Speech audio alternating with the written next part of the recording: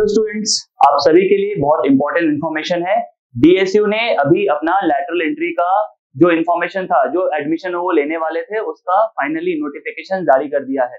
तो जो भी स्टूडेंट्स क्लास 12th देकर, साथ ही साथ जो students class 10th plus ITI वाले हैं, वो लोग इस लैटरल एंट्री के लिए एलिजिबल है।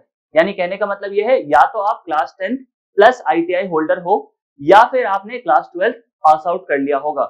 ऐसे स्टूडेंट्स के लिए ही ये वीडियो है, जो कि बहुत इंपॉर्टेंट होने वाला उनके लिए, और ये लैटरल एंट्री वालों के लिए है। तो इस वीडियो को थोड़ा ध्यान से आप देखेंगे, सो दैट आपकी सारी इंफॉर्मेशन क्लियर हो जाए। तो यहाँ पे एक छोटा सा इंफॉर्मेशन दिया गया है, जिसमें डॉक्यूमेंट्स के बारे में छोटी छोटी बातें की गई है। यहाँ पे बताया गया है कि जो कुछ भी डीएसयू फाइनली एक राइट रखता है, दैट इज अगर आपका वो चाहे तो क्या कर सकता है, आपकी जो डॉक्यूमेंट्स है उसको नलीफाई कर सकता है, या अगर आपका डॉक्यूमेंट सही तरीके से नहीं दिया गया है तो उसको वो नल एंड वॉइड भी मान सकता है। ये छोटी छोटी बातें यहाँ पे दी गई है। साथ ही साथ यहाँ पे ये दिया गया है कि डीएसयू के वेबसाइट्स पे आपको सारी इन्फॉर्मेशन मिलेगी। मैंने भी डीएसयू के वेबसाइट से आपको ये इन्फॉर्मेशन निकाल कर दिया है। ठीक है, चलिए, ये छोटी छोटी बातें और दी गई है। In the event that original admission documents are discovered to be fake, non genuine, fabricated और otherwise defective at any stage, the concerned candidate will be denied admission। यानी साफ साफ लिखा गया कि अगर आपका किसी भी तरीके का डॉक्यूमेंट फेक निकला या फिर किसी तरीके से वो सही नहीं है, उस केस में इनके पास पूरा पूरा राइट है कि आपका वो एडमिशन को क्या कर सकते हैं, कैंसिल कर सकते हैं। तो ये कुछ मोटा मोटा इन्फॉर्मेशन है जो आपके लिए खास इंपॉर्टेंस इतना भी नहीं रखता। यानी आपको डॉक्यूमेंट लेके जाना होता है, आपको सही डॉक्यूमेंट आपके पास होना चाहिए। तो बेसिक नेसेसिटी है किसी भी एग्जाम में आप जब जाते हो। तो देखिए, रजिस्ट्रेशन फॉर्म यहाँ पे लिखा गया है। रजिस्ट्रेशन फॉर्म की जो फी होने वाली है वो 1000 रुपी होने वाली है, जो कि नॉन रिफंडेबल है। यानी बाद में आप उसको रिफंड नहीं मांग सकते। ठीक है, और साथ ही साथ ये अवेलेबिलिटी ऑफ सीट्स के बारे में दिया गया है। यानी जब ये आप देखोगे डिटेल, आपको अच्छे से समझ में आएगा कि जैसे डिप्लोमा इन अप्लाइड आर्ट्स है, डिप्लोमा इन अप्लाइड आर्ट्स सिर्फ और सिर्फ 2 कॉलेजेस में आपके पास कैंपस में ओपन हुआ, दैट इज एक है महारानी बाग और मयूर बिहार में। और सीट्स कितने हैं? 6 और 6 सीट्स अवेलेबल है दोनों कॉलेजेस में रिस्पेक्टिवली। इसी तरह से अगर artificial intelligence and machine learning की बात करें, दैट इज AIML, जो कि फेमस है अभी AIML के नाम से, वो भी आप देखेंगे कि 2 ही कैंपसेस में आपको अभी मिल रहा है, दैट इज द्वारका कैंपस में एंड रजोकड़ी कैंपस में। Number of seats 6 and 6। इसी तरह से आप देखोगे ऑटोमोबाइल जो है, ऑटोमोबाइल भी आपको 2 कॉलेजेस में मिल रहे हैं, that is Okhla 1 DSU and Pusa 1। यहाँ भी सीट्स 6 and 6 है।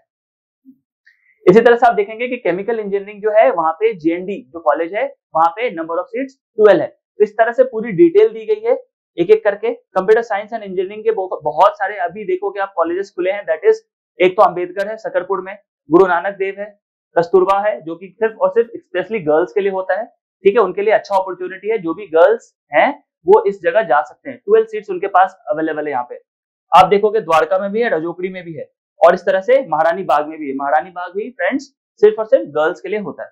चलो, तो ये सारी बातें आप लोगों को समझ में आ गई होगी। ये लिस्ट आप देखकर समझ जाएंगे कि कहाँ पे कितने कॉलेजेस में कितने सीट्स हैं। ये बहुत इंपॉर्टेंट इंफॉर्मेशन आप सभी के लिए कि candidate should have passed class 12 और इक्विवेलेंट विद मैथमेटिक्स और टेक्निकल वोकेशनल सब्जेक्ट।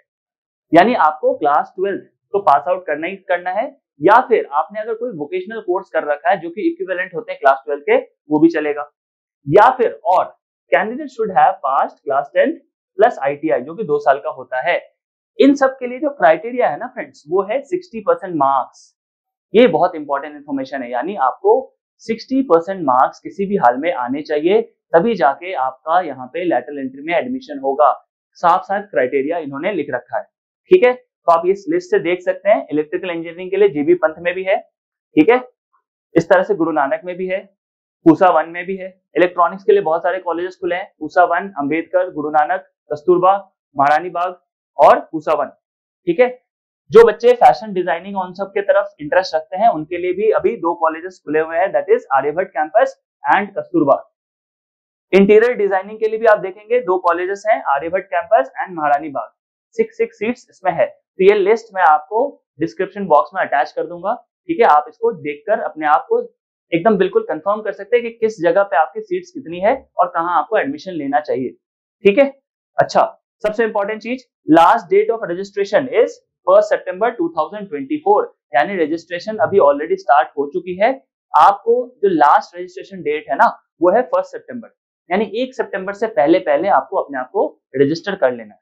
ठीक है, जो लिंक है रजिस्ट्रेशन का लिंक आप देख सकते हैं, जो DSU ADM है samarth.edu.in/index.php/ ये जो आपको लिंक दिया गया है, इस पे आप जाकर क्या करेंगे, अपने आप को रजिस्टर कर लेंगे, जो भी स्टूडेंट्स इस चीज के लिए एलिजिबल हैं।